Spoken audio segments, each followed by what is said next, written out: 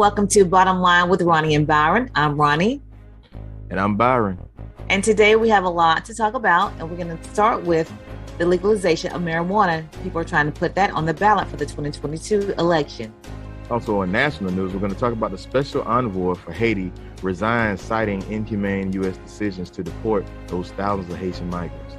And then we'll come back and talk about some high school sports as well as college sports that's taking place on tomorrow. And in entertainment, we got a few deaths to talk about, especially Anthony Johnson, well known for the movie Friday and House Party. And then we'll switch back to our relationship tea for the week. The topic is, when do you tell people the truth and when do you tell them what they want to hear? We'll get to it right after this.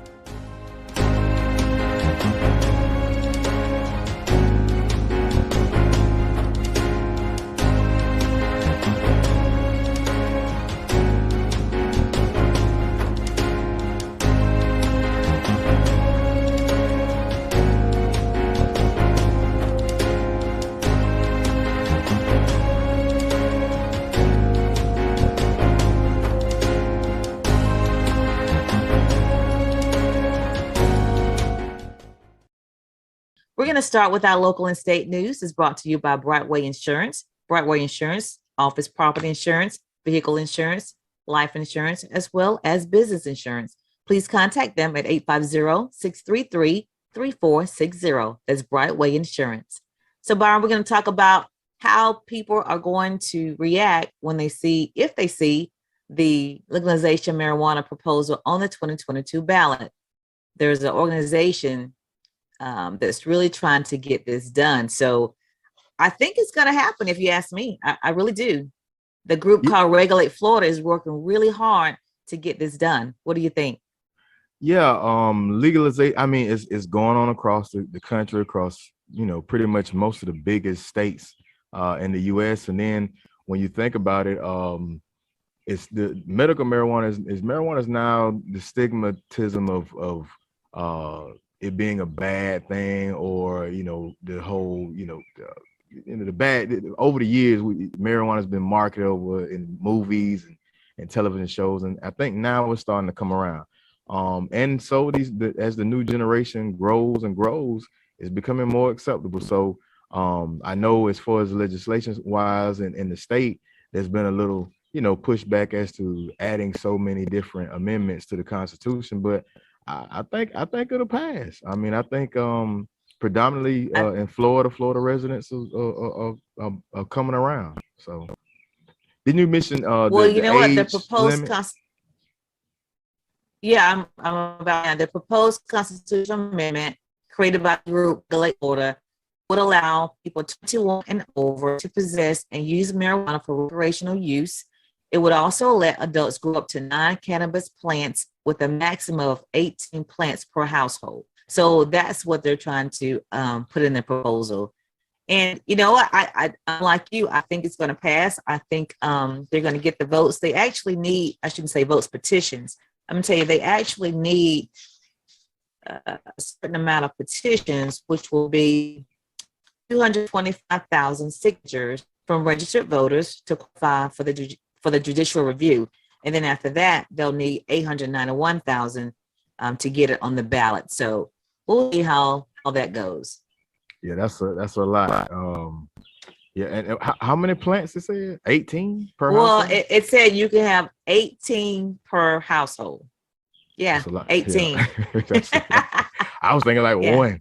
No, it said you can have 18 per household. And like you said, it's 21 and over. That's the age. Okay. Yeah. Mm-hmm. So that's going to be interesting. So Brian, so we'll see what happens with that. We'll keep an eye out on it and report back as this develops. Okay. So let's move on to the next story.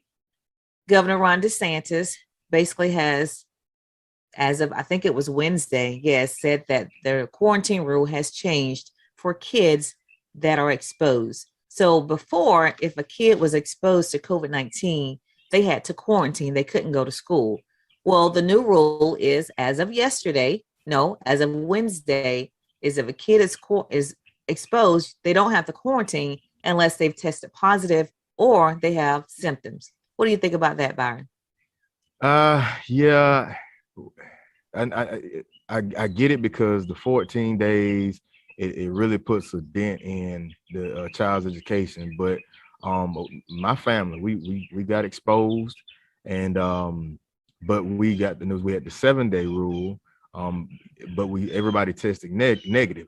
But at the same time, if I'm a parent, if I'm a parent of a child that I feel like, okay, they tested negative, there's no problem, they don't have any symptoms. Yeah, of course I want them back to school. But now, if I find out another child tested positive and they're just back, without I don't know nothing, and they didn't quarantine, and then I'm gonna be kind of upset about that. Right. That's what I was thinking. My question is, are they making those individuals that have been exposed to get tested? I mean, are they being tested? Or even though they have not asymptomatic, or even though they're not, not showing signs, I think if you're going to put this rule in, you still have to get those kids tested, because if a kid is exposed, it still can take up to 5 days for them to show symptoms. So if you send them back on day one, you could be spreading it in the classroom.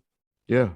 And then who's keeping track of this? Is it the school nurse? Is it the teacher? If the parent is already kind of like, I'll send them regardless of if they're not asymptomatic, who was tracking if they even, was around or tested positive?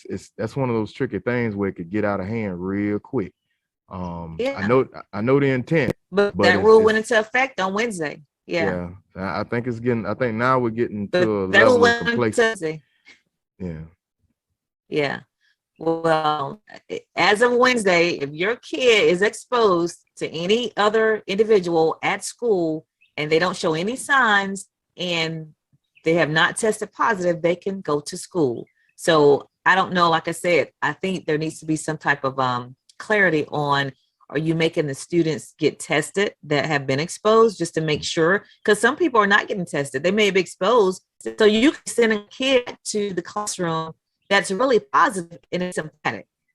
So that's what I'm saying. They could be asymptomatic, but you see what I'm saying, not have any symptoms. So they could give it to somebody, right, even though they don't have any symptoms, right, unless there's some some new information they got. Question. Yeah. Well, that's what it said. So he's basically, that's the rule now. That is the new rule. So like I said, I don't know anything about how they're going to really keep this tight knit, because like I said, you can send a kid back to school. And a lot of parents, if the kid has not shown any symptoms, they're not going to get that kid tested. They're not fine. And they'll send them back to school when it could be a case where the kid is positive. So that's something that, I think each parent got to use common sense. Okay. All right, if this is the new rule, let me just go get my kid tested if my kid was exposed, just to make sure I'm not infecting anyone else. I think that's the attitude parents should take at this point. Also, I think that would be a good policy to implement once vaccines are out for kids at the younger age group. I think that'll be more appropriate then, but I think it's a little early for the governor to put that out right now. I really do. Well, it's a done deal. Yeah. It is a done deal. So that's that. And then the next thing I'll talk about is our local Jackson County Board of County Commissioners are paving some streets. The 3 names that I've received, they're all 3 of them in District 2, which is Eric Hill's district. So if you're on these districts, if you're on these streets in District 2, you're going to get some chip seal, which is really not the pavement. I don't know if anybody understands that. Byron, go ahead and explain the difference to them. It's a cheaper method, but it's more, it feels when you're riding the road, it feels kind of like gravel. Those of us that live in those are in District 1, from the old commissioner, Dr. Spires, a lot of those roads are chip seal, which they good to go, but it's gonna, after so many years, it wears off quicker. Mm-hmm. But I know, did they say a timeline on when they were when they could expect? Yeah. Matter of fact, let me give you the names of the road. It's Collins Road, Seifert Road, and Shallow Church Loop. Again, Collins Road, Seifert Road, and Shallow Church Loop, and they're all are in District 2, which is that Sneed's area. Now, the interim road and bridge director, which is Rhett Daniels, he's filling in till they get a permanent person. said that they're going to start pretty quickly. In the next couple of weeks is what he said. And again, it's going to be chip seal, and these roads are currently dirt roads, so I guess chip seal is better than dirt roads. It'll cover, when it rains, the potholes and prevent that type of thing from happening. Yeah, anything's better than dirt roads. So that's true. But yeah, that's it. I think people on those streets will be pretty excited, especially when it rains. Now, Byron, I wanted to go back to DeSantis. On Wednesday, he did, actually not Wednesday, Tuesday, he did name the new Surgeon General for the state of Florida. His name is Joseph A. Ladapo, and he is an African American. It says he's originally from Nigeria, but he came here at the age of 5. But that is the new Surgeon General, and he's already been on the road with DeSantis. He was actually with him when they made the announcement about the new quarantine rule on Wednesday. So he's working hard, hitting the pavement with the governor. He's already put out a statement that the state of Florida will not be in fear. He's put out some statements in the past about vaccines and masks that are a little questionable. So we just kind of keep an eye out on this new Surgeon General. Yeah. Have you seen the statements he put out about vaccines and masks? This is early on. I haven't. I seen one. I think it was a clip. News clip, might have been a 20-second news clip where he was basically telling people, that wearing masks and everything was the right thing to do. But I remember feeling like, you sound like you kind of teetering the line there, Yeah, you definitely have to make sure that's just like the last Surgeon General we had. He got people got on him about some of the comments he made, the U.S. Surgeon General. So. Give me some time. Let me check him out. See what how he rolls. But yeah, it's cool to see African American get in that position, and hopefully he takes it, runs with it, and does the right thing we need to do. Well, let me just say this. There was some controversy. He's basically kind of said vaccine mandates can't stop the COVID spread. What? Yeah, he did say that, and this is like, I think last year in 2020. He said tools for stopping variants are limited, and like mask and distancing, vaccines are not a panacea, meaning it's not the answer. So that's what he said last year. So that's why he did say some, controversial, make some controversial statements. So, and this is a pointed position, right? Yes, by the Governor DeSantis, and like I said, his name is Joseph A. Ladapo.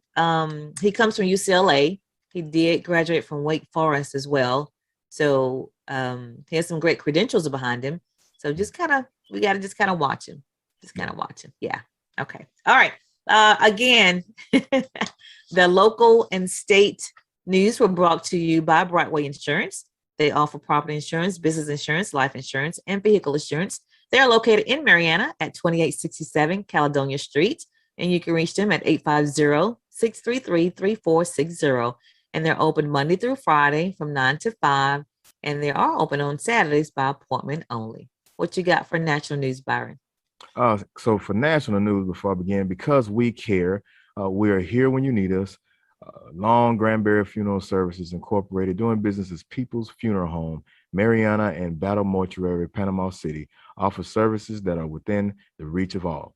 Our caring staff is available 24/7 when the need arises. Our services are designed to commemorate the life being remembered at a price suitable for all. Give Cephas and Gwen a call at 850-482-2233 or simply stop by for more information.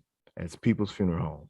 So gonna begin. I kind of try to keep away from many of the national topics that all of the networks are gonna hammer, but it's hard for me to step away from this, Ronnie. So Special Envoy for Haiti resigns, citing inhumane U.S. decision to deport thousands of Haitians from the U.S. border. So Daniel Foote, I think I'm pronouncing it right, the U.S. Special Envoy for Haiti, handed in his resignation to Secretary of State Anthony Blinken, and saying he will not be associated with United States inhumane, counterproductive decision to deport thousands of Haitian refugees from the Mexican border. I think it was around 1,400 refugees that were repatriated, returned back back to Haiti thus far.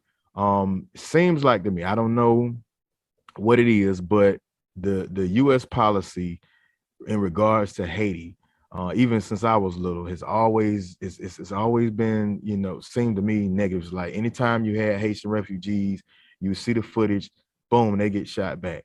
But you know, America has this thing where it's like everybody you know, comes over if they, especially when they're seeking asylum, and it's almost like roles have reversed, right?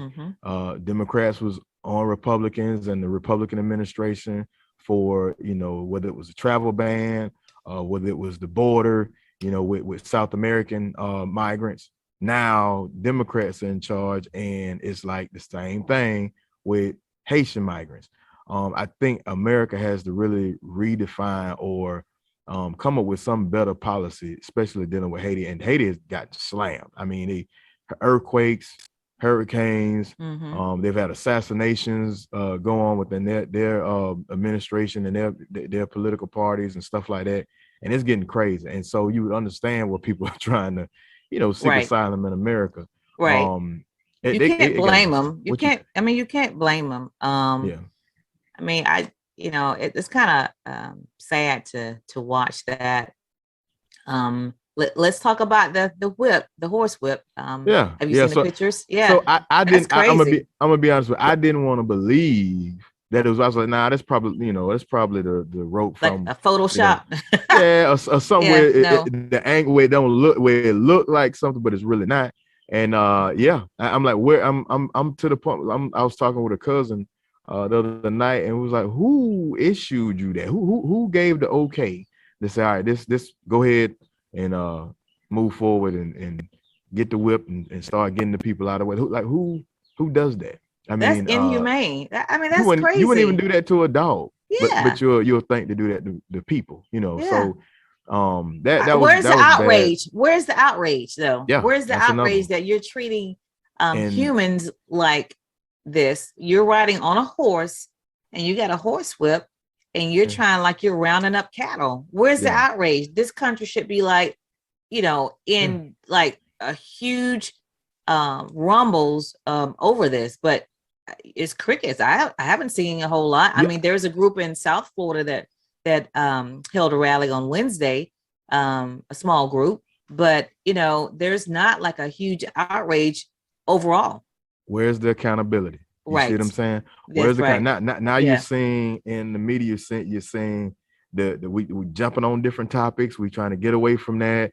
Where's the activism? Where's the, you know, that you would see, you know, heavily in any other circumstance? Where is it at? Yeah. And it's sad, but you know, it's like, you know, tides change, and then it's no, you know, it's nothing for these people. Like I said, it makes no sense to me. Who the optics? Who does that? You know, and bad decision making on everybody from the lowest level. And now you're seeing the narrative is trying to get away from this story as fast as possible. So hopefully something changes. You know, Haiti has a very rich history. And part of it is they haven't been able to, you know, rise as far as economically. They haven't been able to get out of that hole, and natural disasters really hit them very hard, you know. But hey, so into some better news, I guess, maybe for somebody, not for me, but the 430, I don't know if you knew about it, was a $432 million Mega Million jackpot that came out Tuesday. So here I was thinking I was going to be able to buy me a ticket and just have me a little chance at glory. And I missed out. So there was a single, it's rare that happens. There was a single Mega Million winner out of New York City. So I don't, they try to stay anonymous. I don't know if they found the ticket holder yet, but man, I know people going crazy trying to find that ticket. They matched all 6 numbers, and ended up I think the payout. You know, you can get the lump sum or you can get the annuity. The lump sum would be somewhere around 315 million, and the annuity. You know, I didn't break down annuity, but I'm a person. I'm good with annuity could at least give me, maybe a meal, a couple. It's got to be something like that a year. Man, that's a lot of money, Byron. Yeah. That's a lot of money. Yeah, I mean, 400. That's a big cut though. 432 to 315. But yeah, I personally would be good with annuity. I don't know how you do it, but a lot of times I'd sit around and when they had those big jackpots and we'd sit around and work and talk about what would we do, if we won. Just dream. Yeah. I would just travel. Dream. Yeah, I would travel. I'd probably have 7 degrees and start just build my businesses and several businesses. Yes. Every kid I have a business. Yeah. Oh yeah, definitely. They're definitely every kid. They go to college, come back and run their own business. Mm-hmm. That would be the plan. Yeah. Well, yeah, that's pretty cool. Pretty cool. So in my next story, bipartisan police reform talks sparked by George Floyd's death collapsed in Congress. These bipartisan talks, after the death of George Floyd, a lot of protests, a lot of feelings and upsetness and people angered, trying to reform, have a conversation about police reform. I know there was a campaign to defund the police, and a lot of those talks started to arise. And so since now, it's conversations are dead at this point. Bipartisan talks, new federal police reform sparked by the death over with no plans to move ahead with legislation. So Senator Cory Booker told reporters that the negotiators were not making meaningful progress.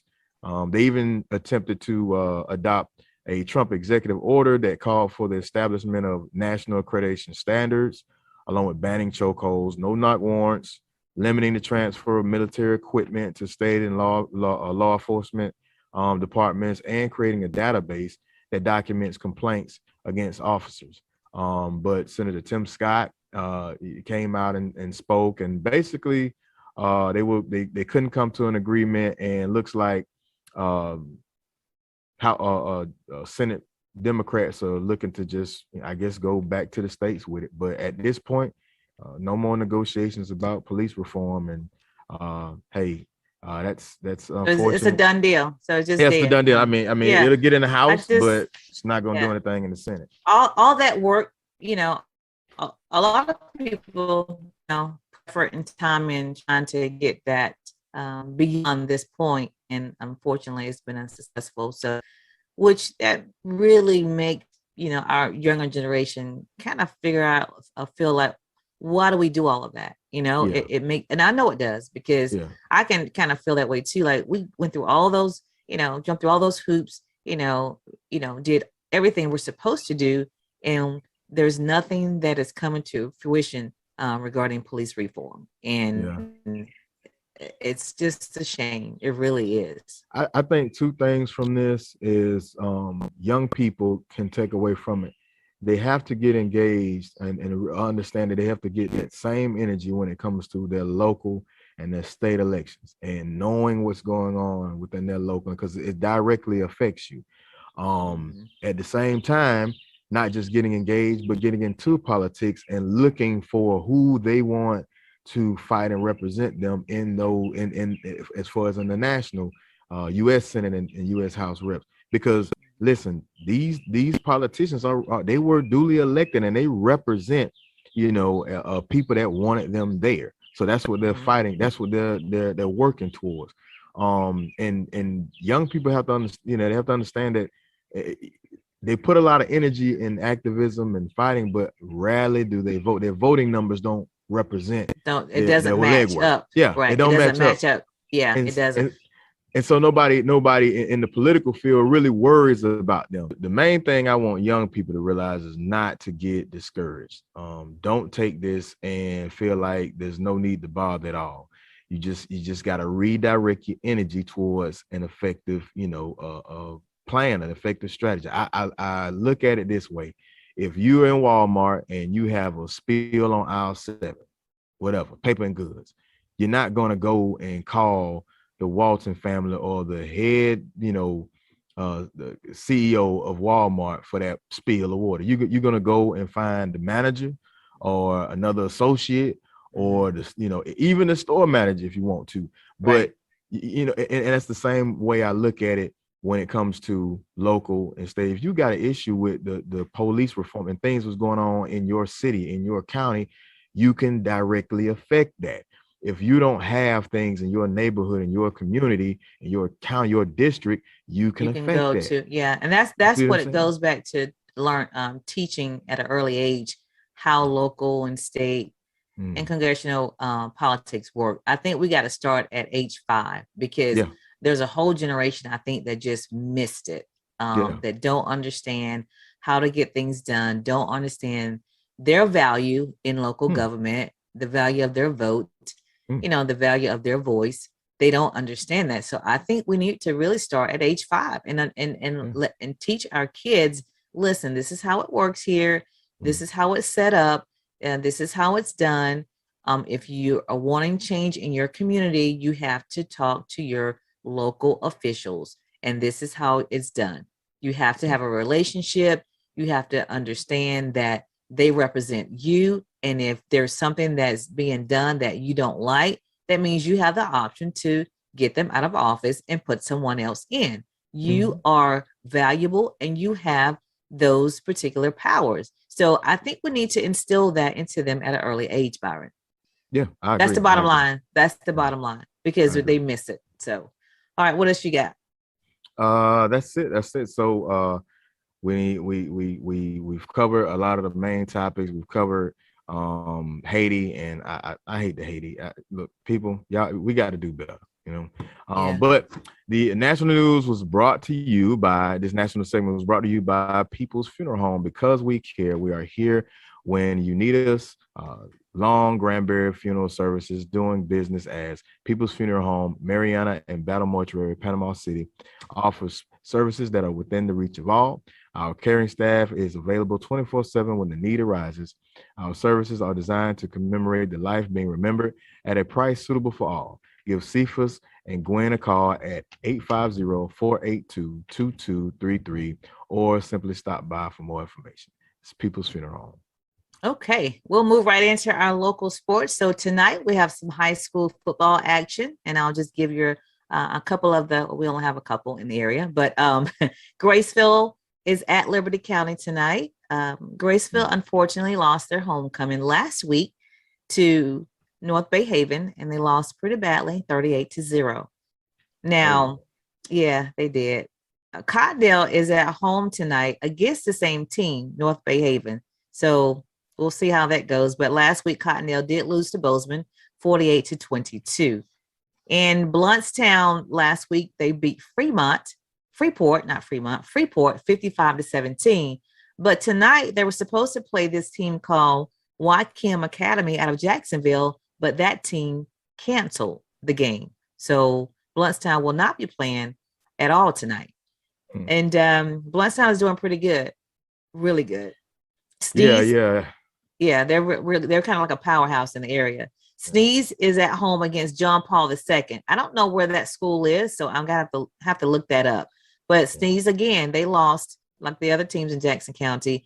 They lost to Holmes County last week, 34-13. And then Mariana is at Walton tonight.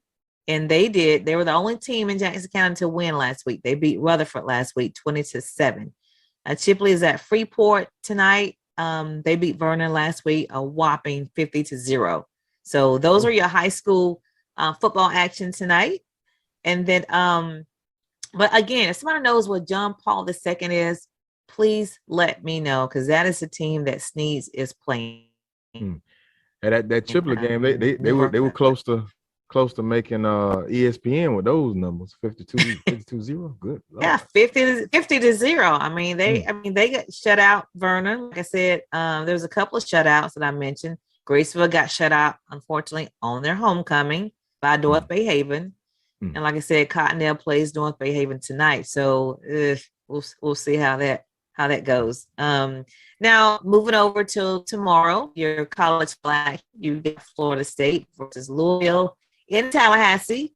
Everybody knows that Florida State did lose to Wake Forest last week, 35-14. And with that said, there was some rumbling, there's some talking about possibly entertaining Primetime himself coming back to Tallahassee. I always say the school that he Leave built. crime alone. Leave him But alone. I know people can have some differences regarding that. What do you think? But I mean, go ahead and say what you want to say about possibilities. Nothing, official. People just kind of talking. Boosters are really kind of leaning in the direction of, kind of to come up push this campaign. But what do you thought? What are your thoughts? Go ahead. They leave prime time alone. I think with the way the contract, I'm not sure exactly. This is just rumor mill, but the contract that they have with Mike Norville is pretty much they kind of stuck with it, as far as having to pay him out and all that stuff. But leave Prime alone. Prime, had opportunity to get Prime. Prime is doing his thing at Jackson State and is building a culture there for the HBCUs. And it's a lot more celebrity kids and top prospects that are going to the HBCU. So leave Prime alone. Let Prime. I hope he just another point to be made is money ain't everything. And he's achieved so much. I don't know. But if he does, But Byron, I'm not going to cancel. Right. I get it. I will love him to say, Jackson State, because it's HBCU. He is doing a lot for HBCU programs across the board. But I will say, I will not blame him. That is the house that he built.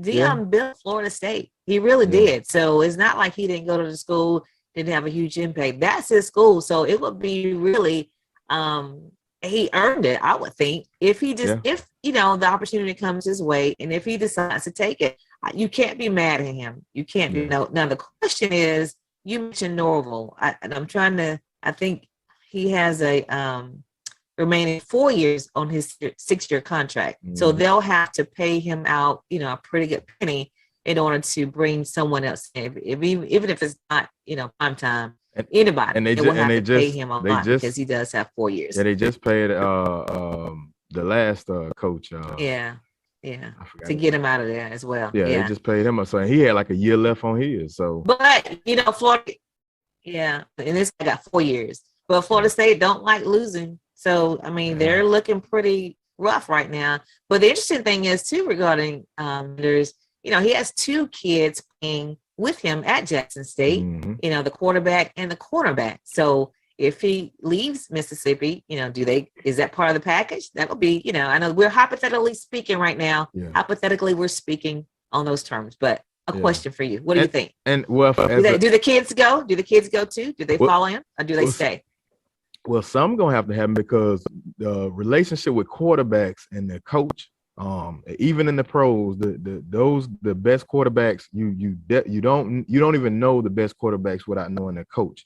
And anytime you break up that relationship with that tag team duo, you see quarterbacks kind of fall off.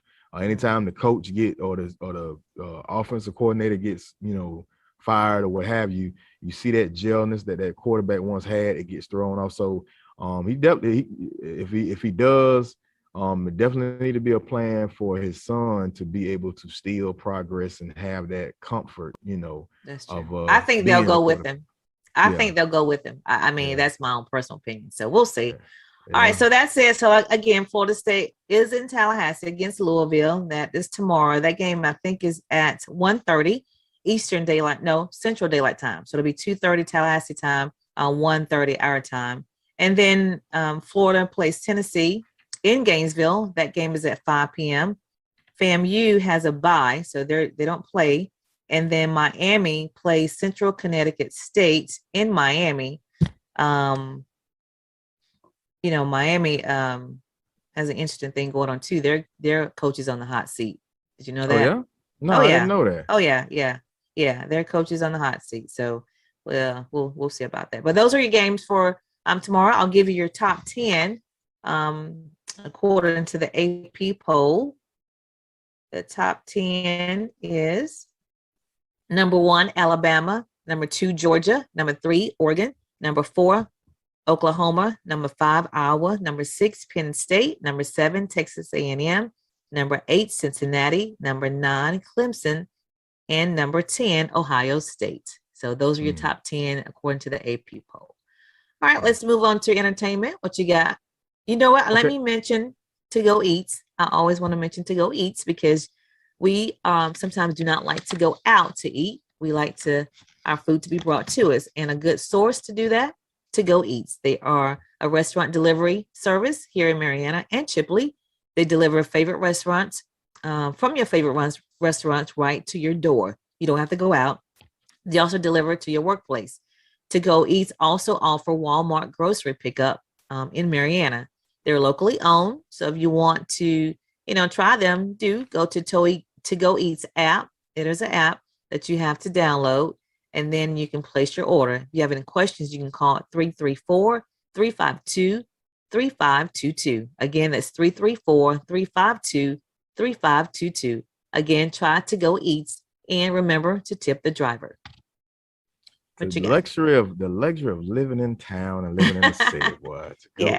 I'm gonna come up with something they need to come up with something for rural areas. Well, you should call them and see how far they go out. I know Marianna and Chipley, but they may expand at some point. Who knows? I will. I definitely will.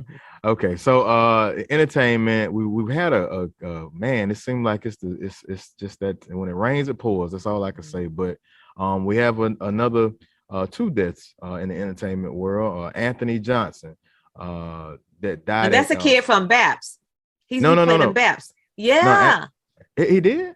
That Anthony I'm Johnson telling you, I think that's him. He was the little short one that dated the girl, Halle Berry, co-host, co-star. He dated her. Remember? Did you see Baps? That wasn't Baps. That's my wife moving out. She could tell you that. That was my. Okay. I probably watched Baps like 1 time. I watched it about 10 times. Yeah. Yeah, that's a movie. Yeah. But yeah, I know what I know him from is House Party and Friday. House Party. A lot of people don't remember that scene when Robert Harris is looking for his son and the kids in the house and they're dancing and he's got the one kid that's standing there. He's like, he had a jerry curl. He's saying, follow the drip, follow the drip. And I vaguely remember that. Yeah, but everybody remembers Ezel from the movie Friday. That's the character he played. He passed September 6th at 55. And once again, he's best known for those roles. He was found lifeless in a store and rushed to a hospital where he was later pronounced dead. And so far, there's no official cause of death that hasn't been put out. But his wife has came out in social media and basically very upset because she started a GoFundMe page and it hasn't generated much of anything go towards his funeral arrangements. But let me stop you there, Byron. Why is there a GoFundMe page for a comedian, an actor? Yeah. Why? Yeah. I'm just saying, why? Why don't you have life insurance? Yeah. The cost she was trying to raise, I thought, was like between $15,000 and $20,000, and she only raised $2,600. Yeah. But why don't you have life insurance? I'm serious. Yeah. I think when it comes to these, and I'm not sure because I'm not an entertainer, but as of yet, but entertainers, I don't know if they have what do they have in place? You can just buy it. You don't have to have it from a company. You just buy it. Was he like, athletes? Do they not, that's crazy. You just buy it, Brian. Anybody can get it. It's on TV all the time. They advertise it. You can just buy. You don't have to be with a company. You don't have to get it from, your employer. You can just buy life insurance. And we sometimes neglect to do that. And family members are having to do these GoFundMe pages, which is not right. Okay. And end up suffering as a result of it. Yeah. So, and she mad because you only raised $2,600. Well, they're probably looking like, you're an actor. Why don't you have life insurance? I'm gonna leave it alone. Go ahead. Exactly. But that was a sad one. Ice Cube, he made a post. He said, sad to wake up to the news about AJ Johnson passing away. Naturally funny dude who was straight out of Compton at the same time. Sorry I couldn't bring your character Ezel back to the big screen last Friday. That was a sad one. Hopefully, wait, Byron. Okay, I gotta say this. This is the favorite scene that he had. My favorite scene that he had in Baps when he was trying to apologize to his girlfriend. and he was like, "'Cause I love you." Did you see that part? Remember that part? They was out on the balcony, and he was just, just carrying on, trying to get her back, and he was just, he wasn't really crying, but he was imitating as if he was crying. But that was the funniest scene that he had. So Yeah, he was a good actor. Yeah. Yeah, he had a real good ability that no matter how small a role you would, it took over. Like, whatever anybody else, you wouldn't remember them like that. But for him, he had that ability to, and whatever role he had, it was gonna be impact in that film. Another death we had was Melvin Van Peoples. He died at the age of 89. He was big in the Black exploitation days. Born in Chicago back in 1932, I believe. I know his son Mario Van Peoples for a lot of the films he made. One of his films was Watermelon Man. I know this is back in like the 70s. He did co-direct the movie Panther back in 1995. That was a big hit. Yeah, so he was big. He inspired a whole generation of young filmmakers to be active, and to learn how to do films with minimum money, minimum budgets. So he was real big in the heyday, and sad to see him go. He was 89. 89. So he got his year 89. So yeah. Yeah, 89. But so in other news, Shark Tank, Damon John recruits Kevin Hart, Tyra Banks, more Black entrepreneurs for his Black Entrepreneurs Day. Damon John, that's the gentleman that was partnered with owner of FUBU. Forrest Biles, that was big in the 90s. I know I had a bunch of FUBU gear, and he plays on Shark Tank. He wants to help other Black business owners succeed and entrepreneurs succeed. So he's gearing up for another their inaugural Black Entrepreneurs Day presented by Chase for Business. They're also giving away it was over $200,000 in a grant with they're coing up with the NAACP. So I think it was from September 23rd to the 28th. Black entrepreneurs and small business owners could apply for a $25,000 NAACP Power Shift grant through their same events website. And so now they have even more that they're giving out through that same Power Shift grant. The event will be October 14th at the famous Apollo Theater, and it'll stream live on Damon's official Facebook page across all Facebook channels. So that'll be cool to see Kevin Hart and people like that on Shark Tank and see their business savvy minds and how they work. And also, it helps people, they get an opportunity to get investors and things. Yeah, that's a good show. I think the show overall is a good show, and how it helps, entrepreneurs get a start and get the money that they need. So pretty good. Yeah. That's all you got? That's all I got. That's it. Okay. All right, good. Well, let's go to our relationship tea segment. Relationship tea. So today's topic is going to be, when do you tell people the truth and when do you tell them what they want to hear? Relationship tea. When do you tell people the truth and when do you tell them what they want to hear? Because honestly, and I've recently have had an experience, people can't take the truth. They just can't. They can't take the truth. They can't process it. They don't want to hear it. So it kind of leaves you like, okay, well, I'm either not going to say anything or I'm just going to tell you what you want to hear. What do you think? I would say this, over the years, as a family member, as a husband, father, cousin, brother, I've learned to I have a real problem with listening, and not being the fix it guy. But over the years, I've kind of just been like, I'm me. If you come to me for something, I'm gonna give you the honest to God truth, and you take that. And it seems like a lot of people, especially family and friends, they look to me for that. They won't come to me because they know they're gonna get the real truth, and then I give it to you, and you take it and you go with it. But I'll forewarn you, hey, be careful, because I'm gonna give you the truth. But I especially with my wife, a lot of times I kind of try to just be quiet and just listen. Don't try to fix it this time.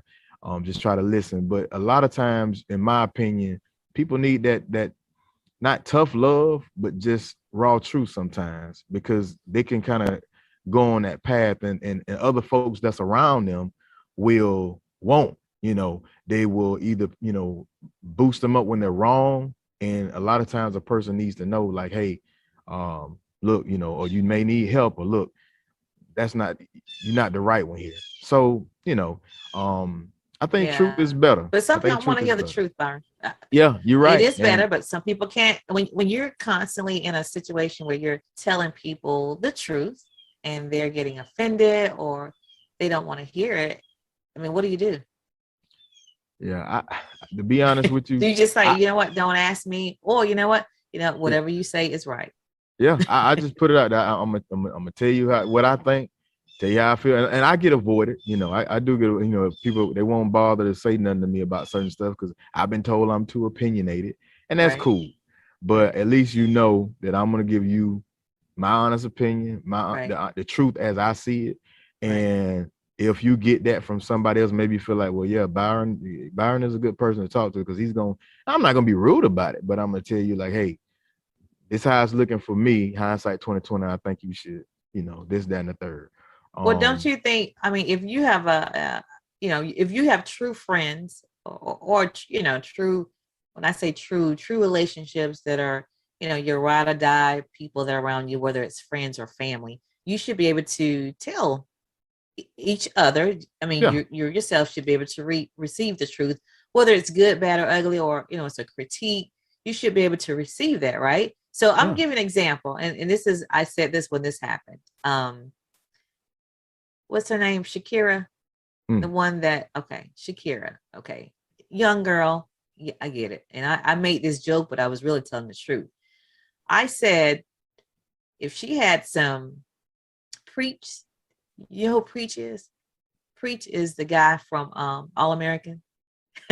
Yeah, I got you. Okay, so Preach would have told her, "No, Shawty, you go on to the Olympics, and we'll be here when you get back." Yeah. They'd have told her the truth, like, "No, you don't do that now. You wait. Yeah. We'll hit you up when you get back, but you go on right now to the Olympics and bring back the medal." Yeah. So if she has some, don't do that now. You just go on. I mean, if people around her would have told her the truth, she wouldn't be in the situation. Like I said, Chicago, right? That's what I'm saying. You need some Preach around you. And I always say him because to me he seems like he's a straight up guy. He's a character out of All American. If you don't know. Yeah. Now I'll say this. I'll say this, lying to somebody, you sometimes is better. Sometimes, so, we have those. How you get to lie? Yeah, no. Lying is better sometimes. I put it in this context. Something grave, something, like say if somebody's, even we do it all the time. Do I look fat? No, of course. Oh, not. Okay. Those things, but or just holding back and not saying something and let them, figure it out for themselves. But outside of that, no, I say be truthful, Yeah. Well, I say either one of the two. Because again, if you're trying to not have someone to get mad at you or get offended, then don't say anything. So you got two options: you either tell the truth, or you just like, you know what, I decline to comment. Yeah. I think that's my new phrase. Yeah, decline. But if they're asking you, they're like, "What do you think? What do you think? What do you think? Is that what you?" Yeah, I decline to comment. I think it'll all work out. I think that's my new adopted thing now. I think it'll all work out. It'll be fine. Yeah. It'll be fine. Yeah. Whatever you did. Well, you didn't give me an answer. I know it'll be fine. So there you go. So, therefore, you're not offending anybody, because these days people get so offended real quick. Yeah, they do. Yeah, they do. Bottom line. So bottom line. That's the bottom line. Truthful or just, hey, I'm good. I'm good. Yeah. Just, I'll just stay neutral, hey, it'll be fine. So. Yeah. All right, Byron, but that was our relationship tea discussion today. And that wraps up our show for today. Thank you for watching. Really appreciate it. And stay tuned every Friday, 12 o'clock for Bottom Line with Ronnie and Byron. And if you know the truth, remember this: if you know the truth, You will speak the truth, and the light shines brighter when it shines for two. We'll see you next week. Peace.